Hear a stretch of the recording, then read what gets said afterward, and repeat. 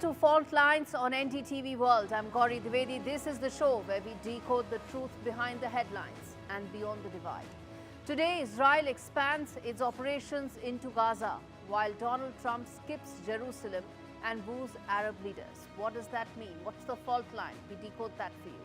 And later, we look at why militia leaders are, in fact, ensuring that they push Africa's Libya further into yet another civil turmoil. Both these stories that will expose the fault lines. Now to our first story.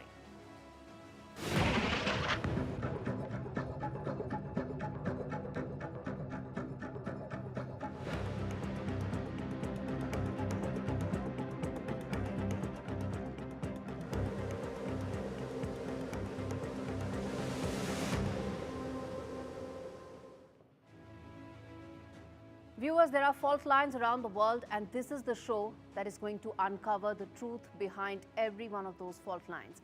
And the deepest such runs through the Israel-Gaza issue, the war that has been ongoing since Hamas butchered over 1,200 Israelis on the 7th of October 2023, took 250 Israelis as hostage.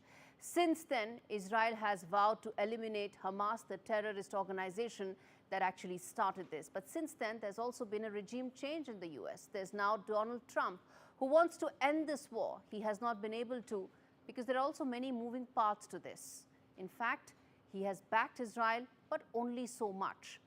And now, sensing Washington's shifting stance, Netanyahu is hoping to make gains on ground, on Gaza military, before actually ensuring that those peace talks become more productive. But wars have consequences, viewers. They have consequences for people, for children.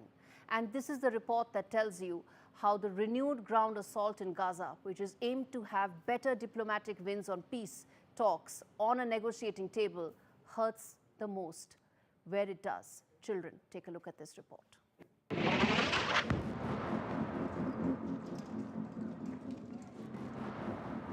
Amid stalled ceasefire talks and fading support from Washington, a threatened Prime Minister Netanyahu expanded Israel's large-scale offensive across Gaza to take over the enclave, even if all that's left is a pile of rubble.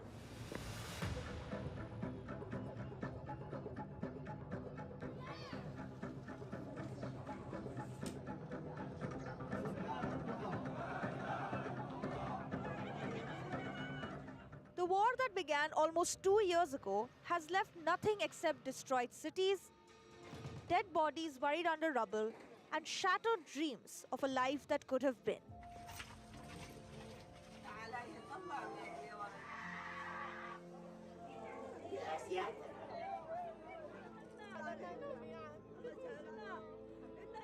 Yet, for the past 3 months, Israel was fighting a war beyond missiles and attacks.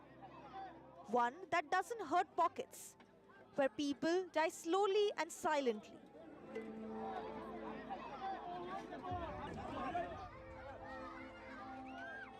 Israel waged a war of hunger.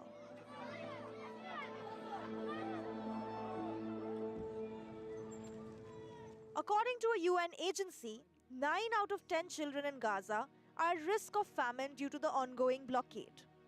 People of all ages, from infants to pregnant women, all have been reported to have been suffering from some form of malnourishment, with some resorting to eating animal food and even flour mixed with sand. Finally, after 11 weeks, the first trickle of aid finally entered Gaza on Monday. G7 countries, UK, France and Canada condemned Netanyahu's escalation, demanding for an immediate ceasefire, calling for immediate action to end Israel's aid blockade. Netanyahu's playing the double game, trying to appease Washington by signaling he's ready for a truce, all while trying to seize control of the enclave. It remains to be seen what Trump 2.0's next moves will be after a Middle East trip which did not have a Tel Aviv hop. So how did we actually reach here? A war that started on the 7th of October 2023 looked like some positive gains were being made in terms of some sort of a settlement, but here we are, probably furthest away from peace than when it all started. And the reason for that is the power play. that is underway in Middle East and exactly what we now need to decode. Let's put out some of those details for you to understand what exactly is the power play in the Middle East that is impacting why peace is not taking place. So on one end, you have Donald Trump, who's wooing Arab leaders. He's putting business at the forefront of his entire negotiation when it comes to the Middle East. And of course, billions and billions of dollars of contracts are being signed. Remember, he had a very successful Middle East trip that included UAE, it included Qatar, which has been pretty much the masterminds or at least the main funders and backers of Hamas. Qatar was there, UAE was there, and of course KSA, that is Kingdom of Saudi Arabia. Now, but what is happening? US has lifted sanctions on Syria and has left Israel completely out of when it comes to those Syria talks. That is extremely important because he's mainstreamed al-Shara's regime. 6 months back, he was a global terrorist with $10 million of bounty on his head. Let's move ahead. Some of the other important aspects. Well, he's also ensured that he's cut a deal with Yemen's Houthis, again leaving Israel completely out of it. So you can see what Donald Trump is doing. He's trying to find some sort of possible ways to cut deals, reach some peace truce possible in the region without having Israel at the center of it. And that's most important. And now what else has happened is that while these truce deals does not include Israel, there have also been complete ignorance as far as the Israel-Iran hostilities that have taken place. Why? Because there is some negotiation taking place between US and Iran on nuclear possibilities. Is there a nuclear pact in the offing? No one knows. But the fact that those are progressing, those talks are progressing, keeping Israel completely out is something that needs to be kept in mind to understand the fault line that has happened. And lastly, the delay tactics that Israel has been coming out with has been ignored as deals have been cut to ensure American hostages have been released. The last of the American hostages, viewers, was actually released just before Donald Trump embarked on his Middle East tour. That, of course, was pressure tactics, with Qatar ensuring that their final last American hostage was released. No word on the 59 Hamas. We're going to come back to that because that's important. That's where it started. But this is the context to understand why there is a complete shift in the power dynamics that have actually taken place in the Middle East. You have Donald Trump isolating Netanyahu, and at this stage, it almost looks like there is a possibility of this not moving ahead till the time there is a breakthrough as far as talks are concerned. What those will be is something that we're going to wait and watch out for. But I want to now quickly run you through the other segment, which we call blinkers off, viewers, which is that, make no mistake, this is a war that Hamas started on the 7th of October, and now it is wanting to end the war on its own terms too, which of course cannot happen because there are, as I said, 60 Israelis held in captivity in Gaza by Hamas in the most inhuman conditions that are possible. And unless those hostages are released, there is no deal on the table. And that's Netanyahu's message to Hamas all along. But in 19 months, something has changed. Because as that message he's trying to put out louder and clearer, Netanyahu has upped the ante with a ground assault in a region that's been battered by war. We played out some of those visuals, didn't we, viewers? And images of children dying of possible starvation is a global PR disaster that no ally will back Netanyahu on. One can, of course, discard some of those statistics. They are the statistics put forth by Hamas. They will, of course, be exaggerated. But no matter what the number may be, that is an image that no ally will back Netanyahu on. Certainly not Trump, who has been frustrated by lack of progress in the peace settlement talks. The fact that Netanyahu is now getting increasingly more isolated is something that needs to be now kept into mind whenever there is some peace talks take place. He's now maybe forced to open aid because starvation concerns will have to be addressed. But will that end the ground assault? Answer, unfortunately, may not be a resounding yes, viewers. And that is the crux of the issue. It will end when the hostages return. And Netanyahu, unfortunately, now, he needs to understand that he has limited options. A frustrated Trump administration is engaging with all stakeholders, excluding Israel, excluding Tel Aviv. A disinterested America will mean few takers for Bibi's military assaults and expose Netanyahu for greater global censure. The EU suspending trade with Israel could be the beginning for more actions as that outrage increases. Why? Because of those visuals. Netanyahu must make way for more aid, bring the focus back on the 59 Israelis with hope of their return dwindling every single day. In fact, viewers, on that note, I'm going to slip into a very short break, come back on the other side, talk about, as I said, the other fault line, what's happening in Libya. Stay with us.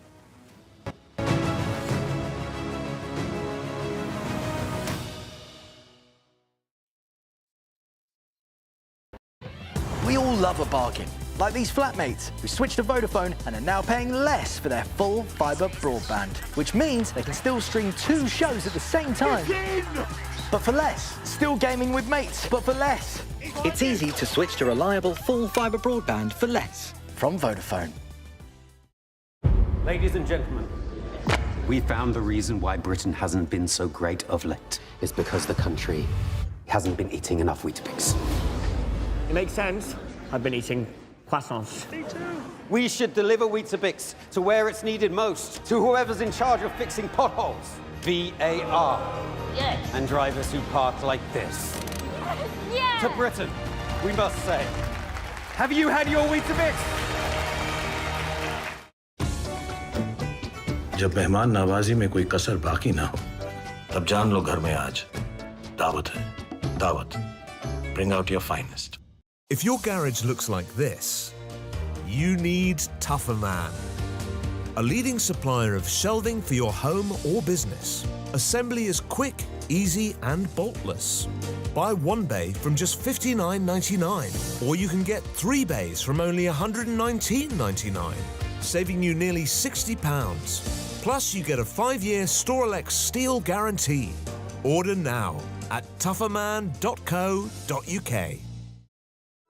For such gentle souls, working donkeys in the Middle East lead terribly hard lives. For such trusting animals, donkeys are too often abused and exploited. These sensitive, loyal animals often suffer the cruelest pain. This is the hard, painful life that donkeys in Egypt, the West Bank, Israel and Gaza have to endure. Too often, it's not only a hard life, it is also a short one. But there is something you can do to make their hard lives much easier. Please call Safe Haven for Donkeys on 0800 144 5802 or go online and give a life-saving gift of just £2 a month. Safe Haven for Donkeys is dedicated to transforming lives in the region. Your gift means our mobile vet clinics can provide emergency treatment for injured donkeys. We heal wounds and ensure donkeys aren't suffering. We also work with local communities, helping them to look after and cherish their donkeys. You'll help make sure there's always a place at our sanctuaries for abandoned and abused donkeys who have nowhere else to turn. Please call 0800 144 5802, text SAFE4 to 84902, go online or scan the QR code and give just £2 a month and help change a donkey's life today.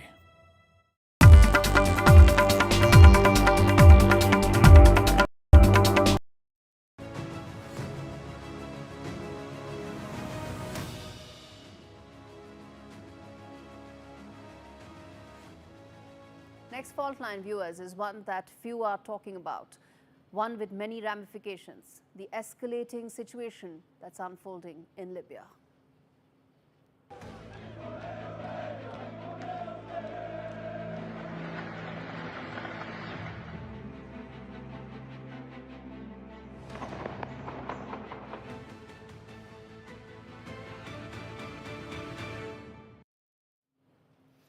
Libya's decade-long fragile peace is no more. There are violent clashes that have flared up in Libya's capital, Tripoli, after the killing of an influential militia leader who held the reins of the capital. Before we look at the shifting power dynamics in the region, let's lay out the groundwork. Let's talk about why exactly we are mentioning Libya here. It's located in the northern Africa's Maghreb region. Let's put that out on the map. You can see that. So that is Libya for you, that's Tripoli for you. And it's a fractured polity because there's parts of it that's ruled by one entity, another by another. It is a strategic location that links Africa's landlocked countries to Europe through the Mediterranean Sea, which is why there are at least half a dozen countries around the world interested in Libya. The political landscape remains fragmented, two rival factions stuck in a power tussle. There is the Government of National Unity, the GNU, and there is the Government of National Stability, GNS, the red and blue, indicating who actually holds power in which region. And at the end of the day, both, of course, are backed by Western powers, and at the same time, one side is backed by, GNS is backed by the Libyan National Army, leading to the de facto division of the country. The rest of the region is controlled by smaller militias that are there. Now, let's talk about the key players that are there in this battle for Libya. One, of course, the internationally recognized Libyan Prime Minister. He's got the backing of the UN. He has vowed to crack down on the militias. And, of course, at the same time, he's now facing growing demands to resign because, guess what? He's not been able to consolidate even the parts that are under GNU. So, and he seized power in 2021. He postponed the elections indefinitely since then. So, this is a regime, remember, there was an autocratic ruler earlier, Gaddafi. The other leaders are also equally in the same way in terms of how they want to control Libya. Let's come to the other one, which is Khalifa Haftar. He is, of course, of the Libyan National Army, the force behind GNS, the one we showed with the blue aspects in Libya. He's an ex-officer under Gaddafi. He later, of course, overthrew him. He's a self-styled general backed by the Libyan parliament. And he's, of course, backed by Russia as well. He met President Putin on the 7th of May. As I said, there's a reason why global players are interested in Libya.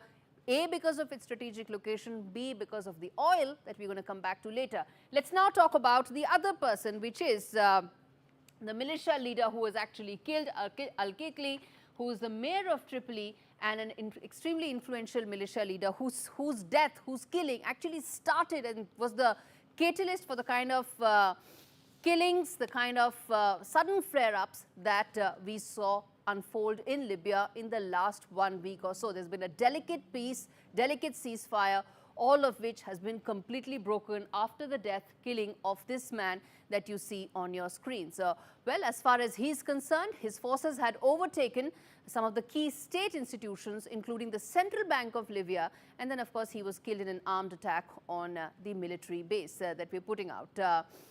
Okay, now, before we talk any further, I want to quickly now play out this report that tells you exactly how these players have been jockeying for influence in the country, and could the killing of Al-Kikli actually be an inflection point in Libya? This report tells you. Libya has taken to the streets yet again, with capital Tripoli rocked by violence. Across Tripoli's Martyr Square, thousands of Libyans threaten the nation's strongman, Prime Minister Abdulhamid Dabaiba. Step down or the nation will topple your government. Waves of violence have taken over the North African nation over the past week as deadly clashes and anti-government protests have sparked fear of another civil war. The trigger, the killing of influential militia chief Abdul Ghani al-Kikli in an ambush at a military base, and the subsequent defeat of the SSA, one of Tripoli's powerful armed groups, by factions aligned with Prime Minister Dabaiba. As leader of the SSA, Kikli was a brutal man, accused of extrajudicial killings, torture, and serious human rights violations, with his group behind the violence inside Libya's detention centers. While the nation is deeply divided under two rival governments, the internationally recognized Government of National Unity in the west and Government of National Stability, backed by Libyan National Army, in the east. Capital Tripoli is perhaps the most fractured, splintered between several rivaling militias jockeying for influence. Using Kikli's death, Dabaiba attempted to take control of the capital from armed militias, vowing to dismantle them and sparking days of armed clashes and gunfire across the city, reportedly killing 8 and injuring dozens. In a move to reclaim authority, the Libyan Prime Minister declared that the country is entering a decisive phase in reclaiming state authority from powerful armed militia. ضد من هم يحاولوا تدمير ليبيا وتدمير مؤسساتها. المستقبل الحقيقي للدولة هي الجيش والشرطة وفقط، لا يمكن أن يشاركهم حتى. تخشوا في الشرطة وفي الجيش واللي بيدعمنا في هذا المشروع احنا أهلا وسهلا به. تأخرنا صح تأخرنا، لكن اليوم بدينا بهذا المشروع وبعون الله سنصل إلى ما نبتغي إن شاء الله. Rival government leader Osama Hamad has rejected Dabaiba's moves, accusing the Libyan leader of distorting reality and evading responsibility, calling for a unified government in the country, given the Libyan government voted to end Dabaiba's term in office last year. كما أن صمت مجلس الأمن والمجتمع الدولي إزاء ما يجري يثير العديد من التساؤلات ويعد موقفا محبطا في ظل ما تشهده العاصمة من انتهاكات لحقوق الإنسان وتهديدا للسلم الاجتماعي. Libya has seen little calm over the past decade since a NATO-led intervention brought down the Gaddafi regime. Home to Africa's largest proven oil reserves, Libya is also an important way station for migrants heading to Europe. Many see Kikli's killing as an inflection point, one that could decide the nation's future, civil war or a unified government. All right, so you heard exactly what has been happening in Libya, the power struggles that have been taking place. And before I get in a voice from ground to understand what's the situation right now, I want to tell you why is it that we are talking about Libya, why it matters. This country is important for several reasons. Let's put that out. It's a key route as far as trade is concerned. It's an important country from a oil point of view. It links, of course, to the trade part. As I said, it is important because of the trade routes it establishes. From an economic point of view, there are large reserves that are there of oil. 93% of the country is dependent on hydrocarbons. And of course, from a human point of view, it is important because of the illegal immigration route to Europe actually comes via Libya to a large extent. And to talk about all this, why Libya matters, what the situation is right now on ground, I want to get in Naba Moeddin, who's joining me live from Port Sudan, to speak to me about what the situation is right now in Libya. Naba, thank you so much for speaking to me. I want to understand from you what really is the situation on ground right now, the tension, the turmoil, the conflict that is in Libya. Explain to us what is the ground situation.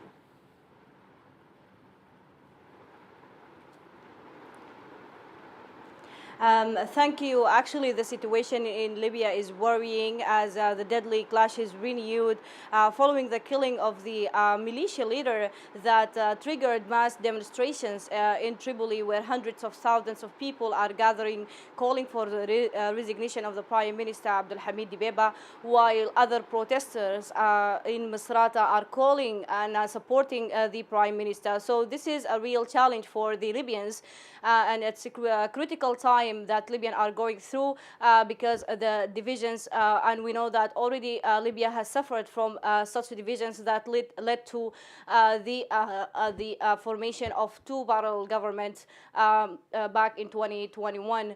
So the situation in Libya is worrying. Although that United Nations and Libya's government called for and actually formed a truce committee for to achieve a successful ceasefire, and we are expecting a calmer situation in the coming days, but the challenge remains on the hand of the Prime Minister Abdulhamid Dibeba to adhere Libyans' aspiration to at least adhere their aspiration of resignation. We saw that 3 ministers have resigned because of the turmoil in Libya, and they are supporting the protesters while the government denied all of these resignations. So the situation in Libya is really critical and putting the country into a crossroad that will not only impact Libyans but also impact the regions, especially Sudan, which share a very important and a very big borders with Libya, and eastern Libya, which is controlled by Khalifa Haftar, is actually impacting the war in Sudan. So the stabilization of Libya will impact the region and will impact the whole North African countries, definitely. I'll leave it there. Naba, thank you so much for giving us that perspective from ground zero, as Naba was telling us how the situation has been unfolding right now in Libya. And in fact, viewers, as we understood what the situation is right now in Libya, viewers, since 2011, the country has had no peace. After autocrat Muammar Gaddafi was ousted, since 2020, some sort of a truce was there, but it fell apart. It fell apart as the first instance when a spark broke out, because the power dynamics in the region are such that one fighting, one spark, and suddenly things fall apart. Well, Libya has been a key battleground, remember, viewers, for great power game that is unfolding. Different countries supporting different militia groups that back the two rival governments, all of it leading to more uncertainty, more turmoil. And that is exactly why Libya will once again and always be at the center stage of the global power dynamics, because trade routes pass through there, oil pipelines pass through there, and more importantly, the entire Mediterranean Sea opens up for whoever has control of Libya. And in fact, on that note, viewers, we wrap things up on this edition of Faultlines. We're going to come back next week with another instance, another reason why the world's fault lines need to be studied in greater detail. Thank you so much for watching.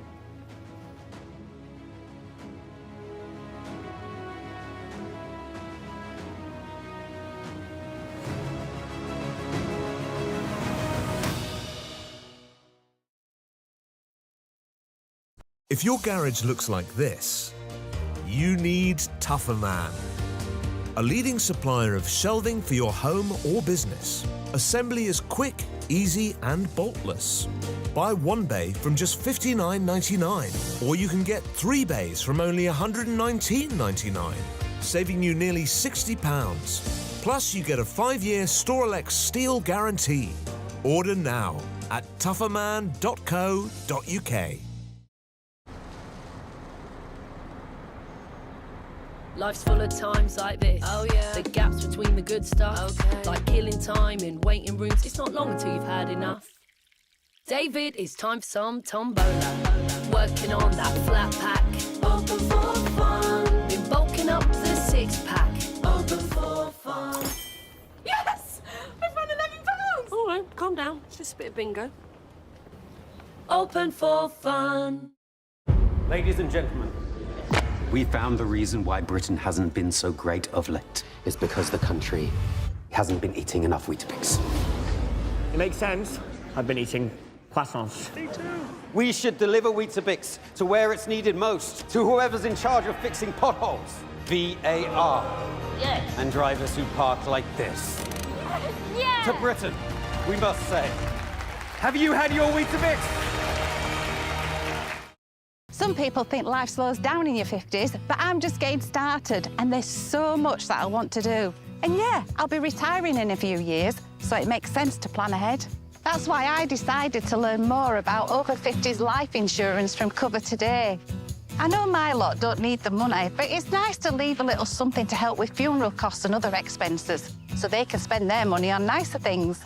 Cover Today are the only over 50s life insurer with no waiting period. Unlike other insurers who can make you wait up to 2 years, with Cover Today, you're fully covered from day one. And you're covered for the whole of your life, so you can just get on with things. Plus, unlike other things in life, the price never goes up. Their claims process is really straightforward, so your loved ones will be looked after. Learning more couldn't be simpler and can be done in just a few minutes. Go online or talk to their friendly UK team who will chat you through your options in just one phone call. Cover Today are the only over 50s life insurer with no waiting period. Get covered in minutes with no annoying trips to the doctor. With fixed monthly payments, prices start at just £4.42 a month. Plus, you get your choice of a £125 gift card. So stop putting it off and get it done. Then you can get on with doing something much more interesting. To find out more about Cover Today, call our friendly UK team on 0800 542 1004 or visit covertoday.co.uk. Pooja Khetkar, the IS trainee officer who made headlines last year over claims that she had lied to join the services. The court said that she hasn't committed a murder or anything. And the Supreme Court has junked a plea for an FIR in the Justice Verma Cash case. The petitioner has been told to first approach the Prime Minister and President. And in the National Herald case, the court has ordered daily hearings to take place. The Enforcement Directorate has claimed that Sonia Gandhi and Rahul Gandhi enjoyed 142 crore in proceeds of crime.